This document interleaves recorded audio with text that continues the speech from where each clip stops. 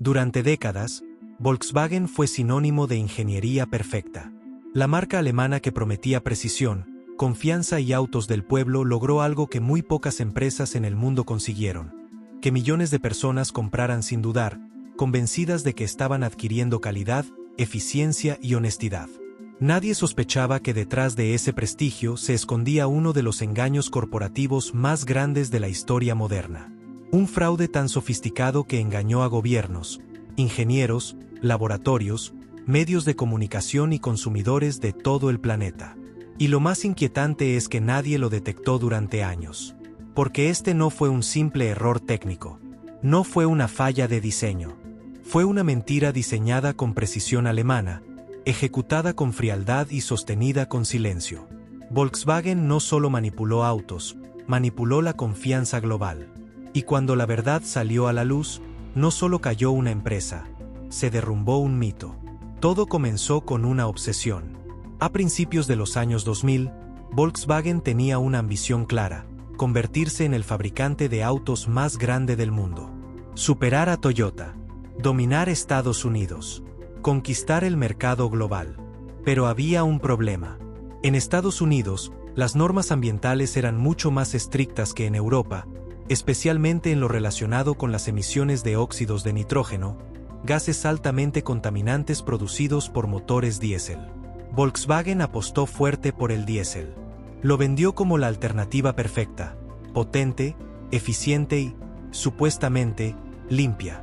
La empresa lanzó campañas publicitarias millonarias hablando de Clean Diesel, mostrando autos responsables con el medio ambiente, ideales para conductores conscientes. El mensaje era simple y poderoso: puedes cuidar el planeta sin renunciar al rendimiento. El problema es que la tecnología necesaria para cumplir realmente con esas normas era costosa, compleja y, según los ingenieros, incompatible con los plazos y objetivos que la cúpula directiva exigía. Reducir emisiones reales significaba sacrificar potencia, aumentar costos o admitir que el diésel no era tan limpio como prometían. Y eso no era una opción. En algún punto, alguien dentro de Volkswagen tomó una decisión que cambiaría la historia de la industria automotriz. En lugar de adaptar los motores a las normas, decidieron adaptar la mentira al sistema. Crearon un software capaz de detectar cuando un vehículo estaba siendo sometido a una prueba de laboratorio. En ese momento exacto, el motor cambiaba su comportamiento para emitir niveles de contaminación aceptables. Pero una vez en la calle, el auto volvía a su modo real, contaminando hasta 40 veces más de lo permitido. El auto sabía cuando lo estaban examinando. Sabía cuando debía comportarse bien. Y sabía cuando podía volver a contaminar sin límites. Durante años, este sistema funcionó a la perfección. Los autos pasaban todas las pruebas. Las certificaciones se aprobaban. Los gobiernos confiaban. Los consumidores compraban. Volkswagen crecía. Nadie cuestionaba nada, porque todo parecía encajar. Los números eran correctos. Los informes eran impecables. La ingeniería, aparentemente, era brillante. Pero había algo que no cerraba del todo. Algunos investigadores independientes empezaron a notar discrepancias entre las emisiones en laboratorio y las emisiones reales en carretera. No era Volkswagen quien levantaba sospechas, era la física. Los datos simplemente no coincidían. En 2013, un pequeño grupo de investigadores de la Universidad de West Virginia, financiados por una organización ambiental, decidió hacer una prueba simple: medir las emisiones reales de varios autos diésel en condiciones normales de conducción. No estaban buscando un escándalo. Solo querían entender por qué en Europa y Estados Unidos los resultados eran tan distintos. Eligieron varios modelos, entre ellos vehículos de Volkswagen. Lo que encontraron fue desconcertante. En carretera, los autos emitían niveles de óxidos de nitrógeno absurdamente altos, muy por encima de cualquier límite legal. Al principio, pensaron que se trataba de un error. Repitieron las pruebas, cambiaron rutas, cambiaron conductores, cambiaron condiciones. El resultado fue siempre el mismo. Algo estaba muy mal. Los investigadores enviaron sus conclusiones a las autoridades ambientales de Estados Unidos. Al principio, nadie reaccionó con urgencia. Volkswagen era una marca respetada. Nadie imaginaba que una empresa de ese tamaño estuviera engañando de forma deliberada. La hipótesis inicial era que se trataba de un problema técnico menor. Volkswagen, por su parte, negó todo. Dijo que no había ningún software fraudulento, que los resultados se debían a condiciones externas, que sus autos cumplían perfectamente con las normativas. Pero las pruebas se acumulaban, y las explicaciones ya no alcanzaban. Las autoridades exigieron respuestas más claras. Volkswagen intentó ganar tiempo. Llamó a revisión a algunos vehículos. Actualizó software. Ajustó parámetros. Pero incluso después de las correcciones, las emisiones seguían siendo excesivas. La mentira empezaba a resquebrajarse. Fue entonces cuando la Agencia de Protección Ambiental de Estados Unidos hizo una advertencia directa. Si Volkswagen no explicaba exactamente qué estaba ocurriendo, no certificarían los modelos del año siguiente. Sin certificación, no habría ventas. Sin ventas, el negocio colapsaría. Acorralados, sin salida, los ejecutivos finalmente admitieron lo impensable. Sí, había un software. Sí, estaba diseñado para engañar a las pruebas. Sí, millones de vehículos estaban involucrados. En ese instante, la historia cambió para siempre.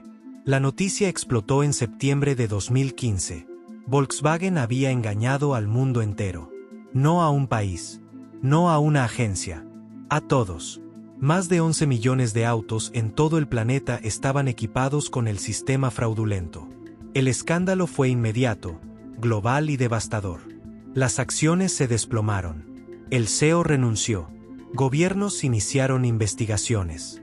Consumidores se sintieron traicionados. El símbolo de la ingeniería alemana quedó manchado de una forma que nadie creyó posible. Pero lo más perturbador aún no se había contado. Porque la pregunta ya no era solo qué hicieron, sino cómo fue posible que nadie lo detectara durante tanto tiempo. Cómo una mentira tan grande pudo esconderse a plena vista. Y hasta dónde estaban dispuestos a llegar para protegerla. Y eso es exactamente lo que vamos a descubrir a continuación. Para entender cómo Volkswagen logró sostener esta mentira durante tantos años, hay que mirar hacia adentro. Porque el fraude no nació de la nada. Nació de una cultura corporativa basada en la presión extrema, el miedo al fracaso y una obsesión enfermiza por cumplir objetivos imposibles. Dentro de Volkswagen, especialmente durante los años previos al escándalo, el mensaje era claro: no fallar. No retrasarse, no cuestionar. Los ingenieros no trabajaban para explorar soluciones, trabajaban para cumplir órdenes. Y cuando las órdenes chocaban con la realidad técnica, no se aceptaban excusas. El desarrollo del diésel limpio se convirtió en una carrera contra el tiempo. Estados Unidos exigía motores potentes, eficientes y con emisiones muy bajas. Cumplir con todo eso al mismo tiempo requería tecnologías costosas que Volkswagen no quería implementar porque afectarían los márgenes y los plazos de lanzamiento. La solución legal era cara. La solución ilegal era invisible. Y alguien decidió que lo invisible era mejor. El software fraudulento no era una línea de código improvisada.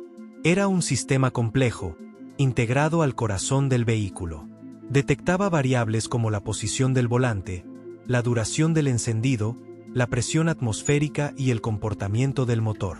Cuando esas variables coincidían con un entorno de prueba, el auto entraba en un modo especial de bajas emisiones. En condiciones normales, ese modo se desactivaba. Eso significa que el engaño estaba planificado desde el diseño.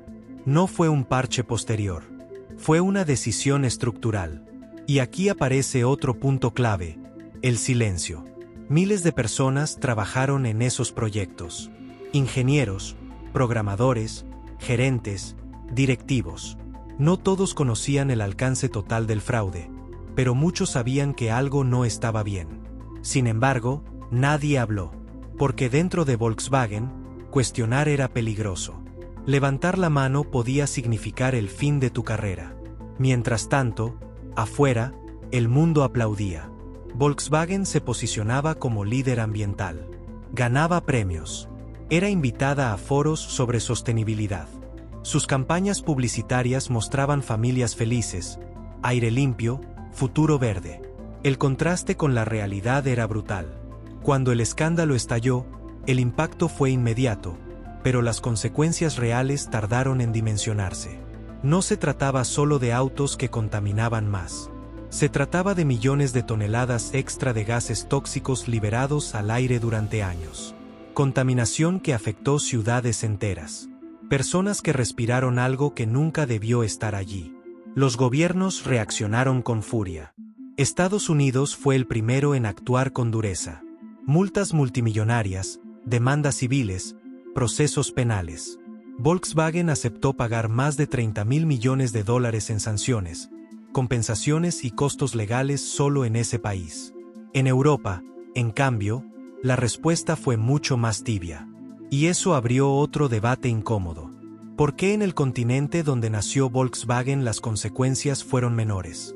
¿Por qué los consumidores europeos recibieron menos compensaciones? ¿Por qué casi ningún ejecutivo fue a prisión allí? La respuesta apunta a una red de intereses, regulaciones flexibles y una relación demasiado cercana entre gobiernos e industria automotriz. Algunos ejecutivos sí enfrentaron consecuencias personales. Ingenieros fueron despedidos. Directivos fueron investigados. Uno de los altos cargos terminó en prisión en Estados Unidos. Pero para muchos, el castigo nunca estuvo a la altura del daño causado. Volkswagen, como empresa, sobrevivió. Cambió su discurso. Se volcó a los autos eléctricos. Habló de un nuevo comienzo. De aprendizaje. De futuro. Pero la mancha quedó. Porque una vez que se rompe la confianza, no hay campaña publicitaria que la repare por completo. Y aún así, hay algo más inquietante en esta historia. Volkswagen no era la única empresa con problemas de emisiones. Otras marcas también mostraban diferencias entre laboratorio y realidad.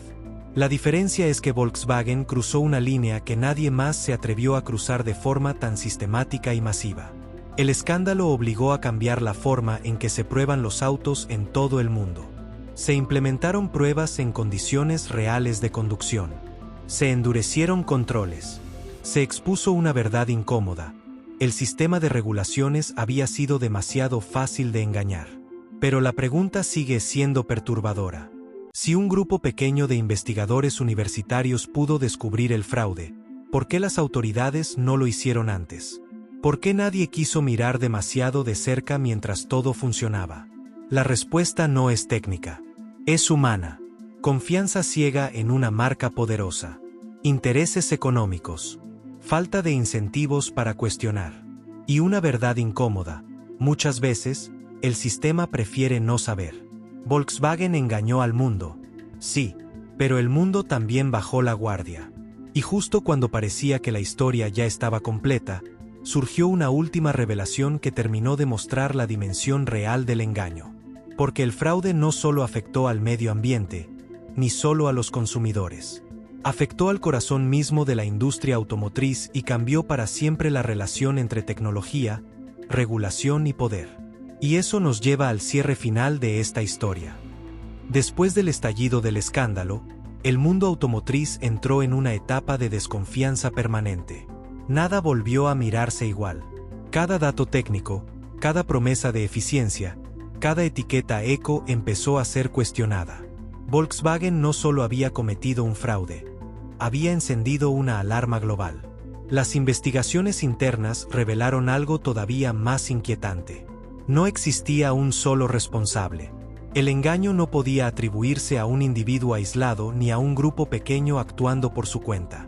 Era el resultado de una cadena de decisiones, de una estructura que premiaba los resultados y castigaba las dudas. Un sistema donde cumplir objetivos era más importante que decir la verdad. Volkswagen intentó reconstruir su imagen a toda velocidad. Cambió directivos, pidió disculpas públicas, prometió transparencia y anunció inversiones masivas en autos eléctricos. El mensaje era claro, eso quedó en el pasado. Pero para millones de personas, la herida seguía abierta. Porque no se trataba solo de dinero o emisiones. Se trataba de confianza.